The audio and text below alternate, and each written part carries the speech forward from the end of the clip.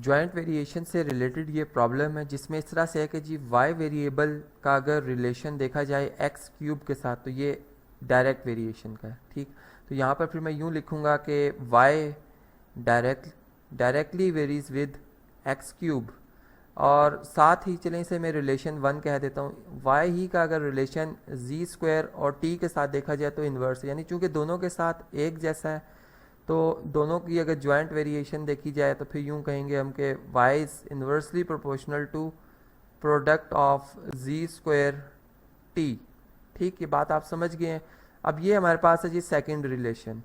अब चूंकि joint variation की बात हो रही है तब इन दोनों को अब हम जब कंबाइन करेंगे तो फिर वाई जो है इसका अगर इन तीनों वेरिएबल्स के साथ जो रिलेशन बन रहा है वो कुछ इस तरह से होगा कि Y is directly proportional to X cube and inversely proportional to product of z square and t।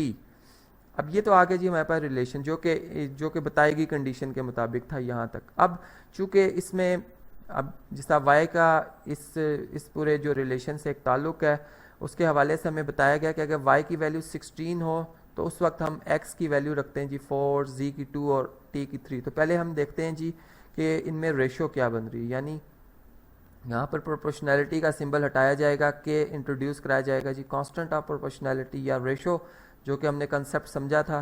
अब इनमें अगर रेशो देखी जाए के की वैल्यू क्या आएगी उसको हम कैलकुलेट करते हैं जी। अब मैं इसमें यानी जो हमारे पास रिलेशन है y की जगह इसकी वैल्यू उन्होंने बताई 16, कि इसकी वैल्यू कब आएगी 16, जब हम जो है वो x की जगह क्या सब्सटीट्यूट करते हैं जी 4। ठीक है, यानी यहाँ पर 4 का क्यूब आ जाएगा डिवाइडेड बाय z हमारे पास इसकी वैल्यू कितनी है जी 2 है, 2 का स्क्वायर, और t हमारे पास कितना था जी 3 था। अब हम देखते हैं कि हमारे पास k की क्या वैल्यू आती है। तो यहाँ पर ये आ गया जी 16 इक्वल टू k इंटू 6 का क्यूब, सॉरी 4 का क्यूब, 4 का क्यूब क्या होगा जी 64 डिवाइडेड बाय 2 का स्क्वायर 4 और इंटू 3 आ जाएगा। अब देखें जी यहाँ पर ये जो हमारे पास नंबर्स हैं 4 और 3 आकर 16 से मल्टीप्लाई हो जाएंगे 4 और 3, जबकि 64 जो है वो लेफ्ट साइड पे आकर डिवाइड हो जाएगा। यानी यहाँ पर मैंने मल्टीप्लिकेटिव इन्वर्सेस को बोथ साइड पे मल्टीप्लाई किया और यहाँ पर सिमेट्रिक प्रॉपर्टी लगाएंगे जी k इक्वल टू आ जाएगा। अब यहाँ पर अगर कैंसिलेशन देखें आप तो 16 1s are 16, 16 4s are 64 और फिर सा 4 1s are 4 और 4 1s are 4। तो ये हमारे पास जो रेशियो बनी, जो इनमें जो कांस्टेंट ऑफ प्रोपोर्शनैलिटी हम कह सकते हैं वो 3 है। तो फिर हम यूं कहेंगे जो इसमें रिलेशन हमारे पास बन रहा है इस अगर इक्वेशन को मैं इस तरह से लिखूं, k की वैल्यू इसमें सब्सटीट्यूट करूं तो जो रिलेशन बना वो y इक्वल टू बना है जी 3 times x cube over z square into T. ये जी हमारे पास रिलेशन। अब इसे मैं कह देता हूँ जी a रिलेशन है ये।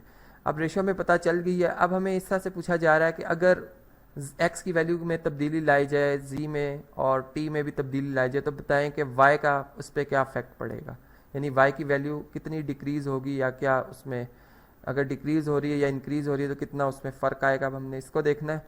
तो इसमें अब हम क्या करेंगे जी, जैसे कि बताया गया कि x की जगह अब हमने क्या लिखना है जी 2, z की जगह क्या लिखना है जी 3 और t की जगह 4। चलें जी अब इन वैल्यूज़ को लिखते हैं और फिर चेक करते हैं कि क्या जवाब आएगा। यहाँ पर 3x 2 है 2, चलें लिख लेते हैं जी 2 का क्यूब आएगा डिवाइडेड बाय z, ये हमारे पास 3 है, इसका स्क्वायर आ जाएगा और t हमारे पास है जी 4। और इसे अगर हम कैलकुलेट करते हैं तो जी हमारे पास y की जो वैल्यू बनती है वो हमारे पास बनती है 3 इंटू 2 का क्यूब 8 ओवर 3 का स्क्वायर 9 और 4। अब देखें जी 4 2s are 8 होता है, जबकि 3 1s are 3 और 3 3s are 9। तो हमारे पास y की जो वैल्यू आ रही है वो 2/3 आ रही है, जो कि यहाँ पर हम देख रहे हैं कि वो डिक्रीज़ हुई। तो ये था जी हमारा आज का प्रॉब्लम जिसे हमने सॉल्व किया।